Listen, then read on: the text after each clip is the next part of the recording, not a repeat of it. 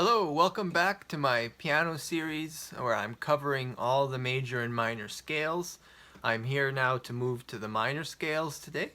I hope you've been enjoying these videos. If you haven't watched the previous four, I recommend you do because what I'm going to talk about will pick up where we left off. This is meant to be watched at your own pace. I don't put ads or anything in these videos so that you can go back and rewatch and you don't get those annoying things interrupting you. So you can I hope you'll save this video and you will be practicing everything you need to know. You're gonna find explained if you kind of go back and pause and work it out yourself. But I'm gonna just present things pretty compactly. 15 minutes or so each of these videos. You're going to cover lots of ground, so hopefully this will be a treasure trove later on down the road when I'm done and I've moved on to other stuff. So let's go back down to the keyboard here and get to work.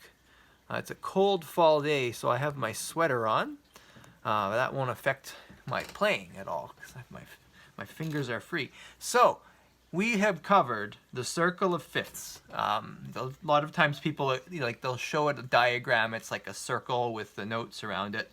But really the thing to think about is that if you keep just going up 5 notes, so from the C to the G to the D to the A to the E, I can just tilt this here to the B, right? You can just kind of keep going up by fifths and then you add sharps, right? Those are the semitones. I had a snake. Okay, anyway, yeah. So you add a sharp every time you go up by a fifth, or if you go down a fifth, you add a flat every time you go down. And it works out that when you do it this way, it comes together like a jigsaw. So you're gonna have like C major, G major, D major, right? And they all fill together because like D major can start on any D, right? There are, just like the very first lesson I showed you how like you could find the C, they're all like an octave lower. So it's the same, sounds similar in quality, but it's like just gone down an octave. So it's like, right? Just kind of like deepens. So that's why we can just kind of collect all these keys that we learn. So for example, say we find the G major, well, that's going to be the same G here. So if I want to just go between this C and C and I want to find every major key, which is what we did, I kind of can do this hunt going up or down the circle of fifths, and then I'm just going to map it into here somewhere. So for example, when we figured out A flat major, right? That could fit here. So if I was trying to fill them in, and then what do I want it? So this one here. So what's this major key? Well, this is G flat. So when I went down the circle of fifths 5 times, I finally came to G flat major. So that's when here. So I could go and I could hunt down all these notes, and I can go up the circle of fifths down using the trick that I taught you in the last 4 videos, and you could really play every major key. So where do we go from there? Once we know all the major keys, that's great. There's a lot of things we can do with major keys. We've been looking at scales because they cover all 7 notes. You can see what notes your finger's going to hit. There's also chords. A chord commonly takes the 1st, the 3rd, and the 5th note, okay? Sometimes you also will just play the top note again. So you've got the octave, and you'll put 2 fingers down, right? So you can do this with chords. You can go up and you can invert it. So that's where you just basically imagine the 1st, 3rd, and 5th note, right? If you're going to go a little higher, you're going to take the 3rd, 5th, the 1st, and then the 3rd in the next octave, right? And you can go up like this, the 5th, the 1st, the 3rd, and the 5th. So those are things you can do, and it's nice to know. Once you know all your major keys, you can do a chord for everyone. So for example, A flat major has this chord. Very useful. You can do things with chords where you like break them up. You can do what are called arpeggios, or you can go like this. All that just by knowing the major key. It opens up so many doors, and these are patterns you're going to see everywhere in the repertoire you play. So it shows, if you can see how important the major keys are. Well, there is you're just seeing kind of half the world. Well, there's more than that, because as you get into advanced harmony, you can go beyond major and minor keys, but the minor keys are like the other half. Fortunately, they're super easy to learn. Once you know all the major keys, you can quickly figure out the minor keys, and you don't have to do the circle of fifths. All you have to do is a little trick I'm going to show you. Let's just start with C. We're going to use it as a working example, and you're going to see how you can do this with everyone. Okay, so I have told you about a semitone. When I was explaining sharps and flats, I told you that if you just start on a given note and you go up a semitone, that's called a sharp. If you go down a semitone, whatever that is, that's a flat. Okay, but a semitone is one movement up between a white and a black key, or if you're in these areas here between the black key clusters, it will be up a white key. But it's basically the next logical note that your finger can reach from where you are. So for example, if I want to go up from C, well, D is not the next note because there's this black key in between them. So if I want to go up 2 semitones, I'm going to go 1, 2, and then 3. Okay? If I want to go up 3 semitones, I'm just going to count by logical order. So this, then this is this first semitone, second semitone. What's next? Well, it's this black key. So that is a interval that has it's up 3 semitones. Okay? It's called a minor third. We'll talk about intervals in another video. So what we want to do is actually go down 3 semitones from any major key. So we're taking C major. We're going to count down 3 semitones. So that's 3 semitones. That is A. Now let's play a scale that goes from A to A, and it inherits the key signature of C major. Okay? So let's play this.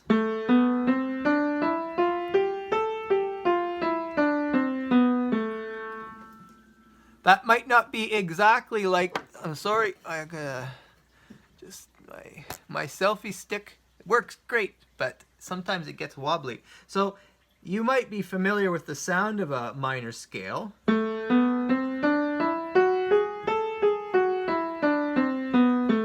And there's another variation on that.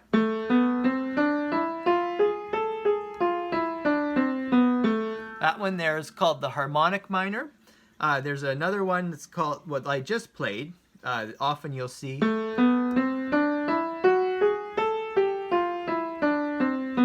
It's called the melodic minor. So basically what's happening is you just take the key signature that you inherited. So here we have no sharps or flats, which is why I started with C's relative minor. So this is called A minor.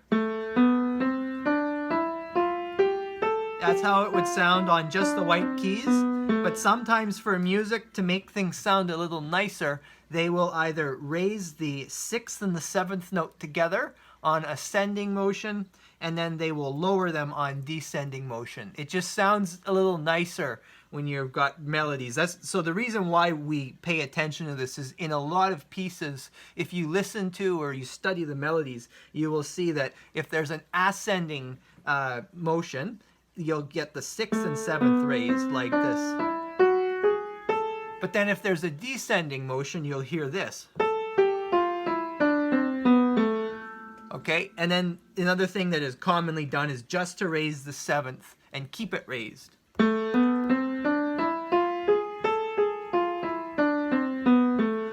So that is A minor. Really, the thing, all you gotta remember is this, how we found this. You can do that with every major key. So let's take D major, all right? So if you remember with D major, we went up the circle of fifths twice to get to that. So it had 2 sharps, F sharp, C sharp. So D major looks like this.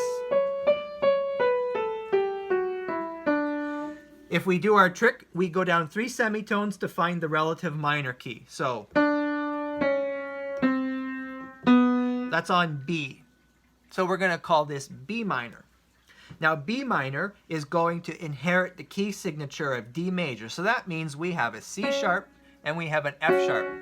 So if I just play it naturally without raising 6th or 7th, just play it like I'm playing a D major scale that started on B instead. It's going to sound like this.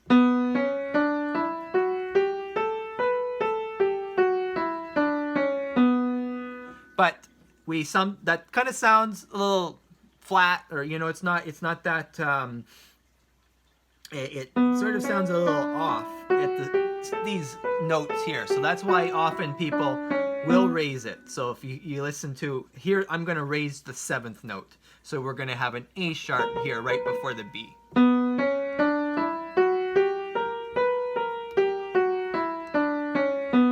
Okay, and then you can also raise the 6th and the 7th. So what we're going to have then is G sharp and A sharp. So basically a run of 3 black keys. It'll go like this. But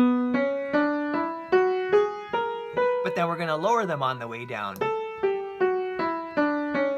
The melodic minor. Okay, so that's B minor. I could walk through and I could do every minor key. But the best way to do this, rather than going through the circle of fifths and meticulously doing them all. I mean, if you want me to do a video, I could do a follow-up where I talk about minor keys and just studying them and the fingers. But for now, we can just sample, because all we need to know is we go down 3 semitones from any major key and we will find its relative minor. We will use its key signature. And depending on our preference, we could raise the 7th note up and down. We could raise the 6th and the 7th notes up and then lower it going down. Or we could just leave it alone. Those are our options with minor keys. But all you really have to remember is that it's 3 semitones down. So let's just take another example. Let's take F major, okay? So F major we found when we went down the circle of fifths from C, and we added 1 flat, that being B.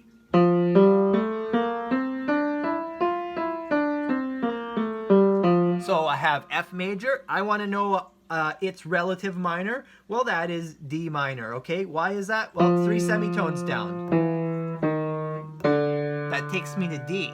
So what I can do is if I play the scale on D that has F's key signature, so that's just B flat, I will have D minor.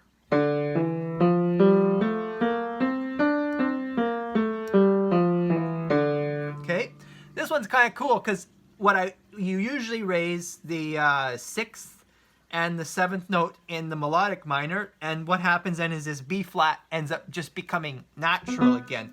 So that's another term that you want to remember. Natural. You have sharp, you have flat, you have natural. That term is important because sometimes if a note is supposed to be flat or supposed to be sharp, and then you drop that and it goes back to being just a white key or the neighbor, right? Then it's just called natural. Okay, so what we're going to do is we're going to raise. If we raise the 6th note, that means we turn B flat into natural B, and then we're going to raise this C to C sharp. So, but normally we raise going up and then we lower going down. So we're just going to have the natural key signature there. Now when we do the melodic minor, this one's kind of neat. You get a nice wide gap here, right? Because we're going to raise the 7th note. So we're going to have a C sharp, but we still have this B flat. So in the last video, I told you with some of the flat major keys, it is like climbing a mountain and the sort of the steps you have to take to get from gorge to gorge. And so you have this interesting little leap here, right? Where you're basically crossing from this black key to this, and you only have this narrow space that your finger lands on. So, right, it gets, you really have to know where your fingers are going. So you might find that, you know, like if you get that kind of mistake, that's normal. I mean, this is tricky. This is going to really get you to look at the shape of where your fingers are going and to fine tune that muscle movement. So minor keys are great practice.